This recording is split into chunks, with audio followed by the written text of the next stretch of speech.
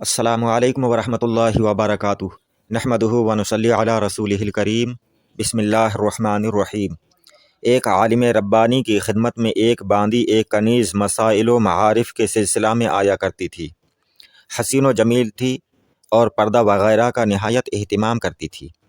انہوں نے ایک روز بازار میں اس کنیز کو دیکھا کہ اسے ایک شخص فروخت کر رہا ہے۔ عالم صاحب اس کنیز کے پاس گئے اور اس کو پہچان کر اس کے بیچنے والے سے اس کا حال دریافت کرنے لگے۔ اس بیچنے والے نے بتایا کہ اس کا مالک ایک آتش پرست ہے۔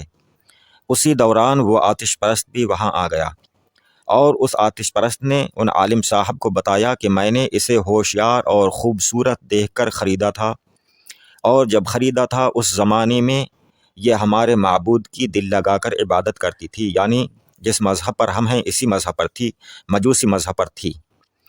اور اس نے بتایا کہ لیکن ایک رات کی بات ہے کہ تمہارا ایک ہم مذہب یعنی مسلمان آیا اور اس نے اس کنیز کو کچھ پڑھ کر سنایا، جسے سنتے ہی یہ چیخ مار کر گر پڑی۔ اس کے بعد ہی سے اس کی یہ حالت ہو گئی، اس کی حالت بدل گئی، اور اس نے ہمارے مذہب اور طریقہ عبادت کو چھوڑ دیا، ترک کر دیا، اور ہمارا کھانا کھانے سے بھی اس نے انکار کر دیا۔ اب یہ مسلمانوں کے قبلہ کی طرف رخ کر کے عبادت کرتی ہے، اس لیے میں اس سے نالاں ہوں۔ اب میں ایسی لونڈی کو رکھ کر کیا کروں گا، اس لیے میں اسے بیچ رہا ہوں۔ عالم ربانی نے کنیز سے تصدیق چاہی تو اس نے بھی تصدیق کر دی، یعنی اس نے بتا دیا کہ ہاں جیسا یہ بتا رہے ہیں ایسا ہی ہے، بالکل ایسا ہی ہوا ہے۔ اور اس نے بتایا، عالم ربانی نے اس سے دریافت کیا کہ مسلمان سنانے والے نے تجھے کیا سنایا تھا؟ تو اس کنیز نے کہا، فَفِرُّوا إِلَى اللَّهِ إِنِّي لَكُم مِّنْهُ نَذِيرٌ مُّبِينٌ وَلَا تَجْعَلُوا مَعَ اللَّهِ إِلَٰهًا آخَرَ إِنِّي لَكُم مِّنْهُ نَذِيرٌ مُّبِينٌ۔ اس کا مطلب ہے، یعنی یہ قرآن مجید کی آیات ہیں، ان کا مطلب ہے تو اللہ کی طرف بھاگو، بے شک میں تمہارے لیے اس کی طرف سے واضح ڈرانے والا ہوں، اور اللہ کے ساتھ کوئی دوسرا معبود نہ بناؤ، بے شک میں تمہارے لیے اس کی طرف سے کھلا ڈر سنانے والا ہوں۔ اس کنیز نے بتایا کہ یہ پڑھ کر اس آنے والے نے، اس مسلمان نے مجھے سنایا، میں نے جب سے یہ آیت سنی ہے میرا دل بے قرار ہو گیا ہے، اور میرا جو حال ہے آپ سے پوشیدہ نہیں ہے۔ عالم ربانی نے کہا کہ کیا تم اس کے بعد کی آیتیں سننا چاہتی ہو؟ اس پر کنیز نے کہا کہ سنا سکیں تو سنائیں، کرم ہوگا۔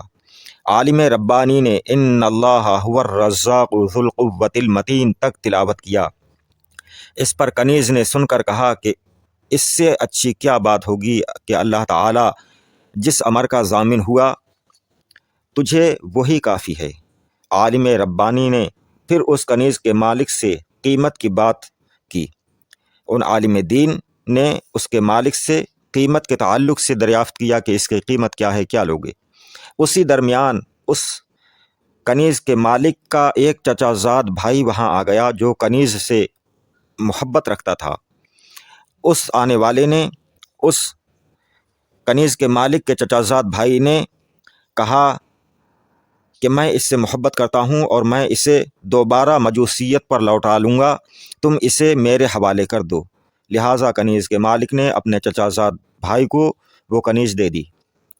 کنیز کا دوسرا خریدار اسے جب اپنے ہمراہ لے کر جا رہا تھا تو عالم ربانی دیکھ کر فکر مند تھے، لیکن کنیز نے کہا کہ آپ فکر نہ کریں، آگے آگے دیکھیے ہوتا ہے کیا۔ عالم ربانی ایک روز اس کے بعد عالم ربانی ایک روز اپنی مسجد میں نماز پڑھنے گئے تو کیا دیکھتے ہیں کہ کنیز کو لے جانے والا وہی نوجوان جو اس مجوسی آتش پرست کا چچا زاد بھائی تھا، وہ کنیز کے مالک کا چچا زاد بھائی تھا، وہی نوجوان مسلمانوں کی مسجد میں مسلمانوں کے ساتھ ایک صف میں کھڑا ہوا ہے اور نماز پڑھ رہا ہے۔ عالم ربانی نے نماز کے بعد میں اس نوجوان سے دریافت کیا، معلوم کیا، تو اس نے تمام واقعہ سنا دیا۔ اس نے نوجوان نے بتایا کہ میں اسے لے کر جب اپنے گھر گیا، اس کے بعد کنیز نے یہ کیا کہ کرسی پر بیٹھ کر ذکر الہی، توحید خداوندی بیان کرنے لگی، اور میرے تمام اہل خانہ کو آگ کی عبادت سے ڈرا کر خدائے واحد کی عبادت پر مائل کرنے لگی۔ جنت کی خوبیاں ذکر کرنے لگی۔ یہ حالت دیکھ کر میں ڈرا کہ یہ تو میرے پورے گھر کو بگاڑ دے گی۔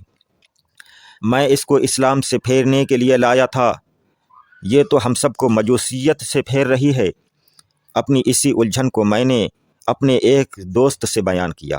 اس نوجوان نے کہا کہ اسی واقعہ کو، اپنی اس الجھن کو، فکر کو میں نے اپنے ایک دوست سے بیان کیا تو دوست نے رائے دی کہ اس پر سختی کا راستہ نکالیے اور کوئی ایسی ترکیب سوچیے کہ جس کی وجہ سے آپ اس پر سختی کر سکیں۔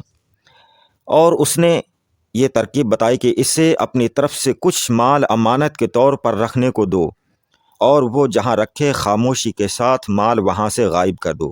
اس کے بعد امانت اس سے طلب کرو۔ مال جب اس کے پاس ہے ہی نہیں تو دے گی کہاں سے؟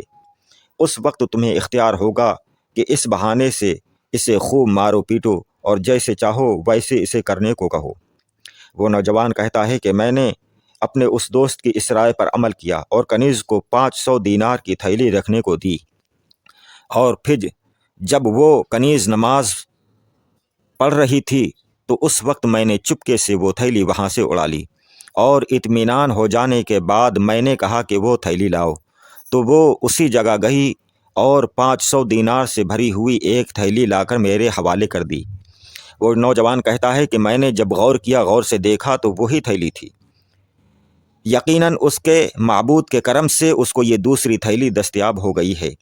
میں نے یہ سوچا، میں نے یہ غور کیا، اور میں نے سوچا کہ معبود برحق اسی کنیز کا معبود ہے۔ اس کے بعد میرے گھر والے اور میرا دوست سب مسلمان ہو گئے اور تسلیم کر لیا کہ یقیناً وہ خدا جس پر کنیز کا ایمان ہے وہی سچا اور حقیقی معبود ہے، اور میں نے اس کنیز کو آزاد کر دیا۔ سبحان اللہ۔